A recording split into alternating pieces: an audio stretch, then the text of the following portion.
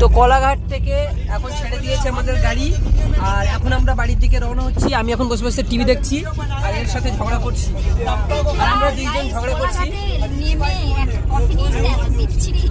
কফিটা খুবই বিচ্ছিরি, ওল্ড দিঘার কফিটা ভালো ছিল, আর মশলা মুড়িটাও সুন্দর ছিল। মশলা মুড়ি নিতে গিয়ে কি হয়েছে, আমাদের বাসটা ছেড়ে দিয়েছে, আর আমি মশলা মুড়িটা বলেছি মশলা মাখাতে হবে না, তুমি দিয়ে দাও ওইভাবে।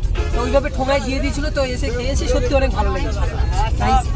আর সব থেকে বড় কথা হচ্ছে আসার সময় আমাদেরকে জলের বোতল দিয়েছিল যখন আমরা দীঘাতে আসি, তো আমরা জলের বোতল ইউজ করিনি, তার জন্য এখন যাবার টাইমে এখন জলের বোতল দিচ্ছিল, আমি নেইনি।